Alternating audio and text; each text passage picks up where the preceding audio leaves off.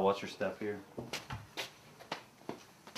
So we have we've got a couple little dumb pickup shots we have to get this week. Just little stuff we take care of. So I have to get the props and costumes back out of storage, out of all this big mess. Here we got the props and stuff all tucked away. This is like one of 5 boxes, I think, of stuff in here. Production design, the production design being, the design of, your costumes, your props, everything. Production design itself is pretty a vague term, but that production design includes your props, kind of your costumes, your set design, even your lighting contributes to that.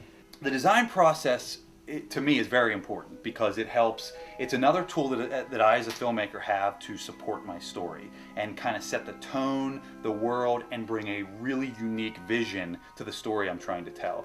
So we spend a long time in the design process. I mean, the design process for me honestly starts even before the script starts. It starts as soon as the idea is birthed. That design process is happening simultaneously with the script, so that they're kind of an interwoven process, so that I know that my design is going to complement the story as best as it possibly can.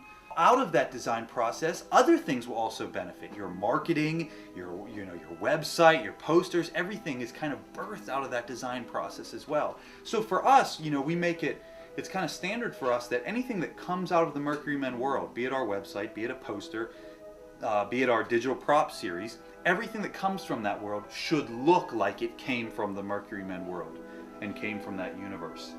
I spent a long time researching anytime I'm doing design. So for Mercury Men, knowing we're in that sci-fi world, I'm spending a long time looking at old photos and going through, I was going through the Library of Congress photo archives online and just pulling all these old photos and old posters and old audio and anything that I thought was going to be a good tool for telling my story. Anything that I thought was a great visual cue to support the story.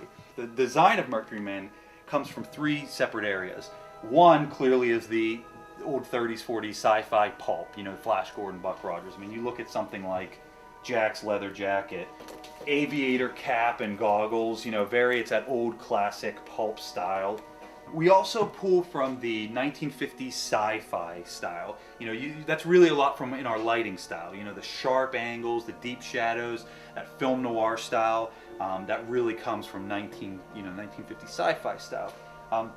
Lastly, and where we drew the most inspiration from design for our props and costumes, is late 50s, early 60s American space program. The early days of NASA, the Mercury 7 astronauts, the Gemini program, even the early Apollo program. So a lot of our design comes from that technology, that style. The story's roots are in the early days of aviation and the early days of that space program. You take a look at Edward, for example. The character of Edward Boorman, while he's got some classic 50s sci-fi style about him, that very well could fit in with the NASA flight controllers that you see. The guys sitting at the computers with, failure is not an option, doot headsets and all. Those guys, Edward Boorman's style comes from that. The Mercury engineers, they're another great example of combining kind of these styles. While their mask and their look is a little bit 1950s sci-fi, their costume is designed after the Mercury 7 astronauts. It's that metallic, tight-fitting outfit that is looks like a walking baked potato kind of deal. And our costumer Ricky Lyle did a fantastic job of really capturing that style. That's another example of how research benefits you, because here I'd had all these photos of the style that I was looking for, that Mercury 7 astronaut style. And it's easy for me to pass those along to a costumer, for him to kind of take that visual cue and interpret it and come up with a design and a costume that really complements that vision. The phrase that I used a lot while working on design was that we were working in an analog world.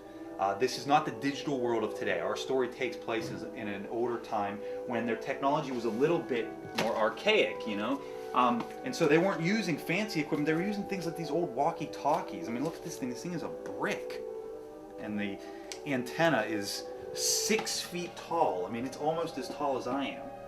By comparison, I'm 6'7", And this thing is up to my chin. Even, you know, even the Lumiere is based off of a revolver. It's an older design, you know. It's not a flashier laser pistol, like say the Star Trek phasers or whatnot. It's an older looking, clunkier weapon, heavier weapon. A lot of times in the indie film world, they neglect design. Because a lot of people think that you need lots of money to have good production design. And that's not necessarily the case. You don't need the money to build these elaborate sets or to have these these really expensive costumes made or get custom props made. You know, half the stuff we got is cheap off eBay or flea markets. I spent weekends at flea markets and spent hours on eBay. So there's lots of stuff that you can pick up to complement your vision very cheaply. There's also just hundreds of resources online for prop making and costume building. It just seems in the past couple years there's been this surge of websites devoted to building props and costumes, everything from Star Wars lightsabers to, you know, outfits from video games and all that. And even if you just take what you learn from those and don't apply it to a specific existing franchise film, but apply that to your own project and how you can take what you learn from there. You as a filmmaker, there's lots of opportunity to use design to complement your story.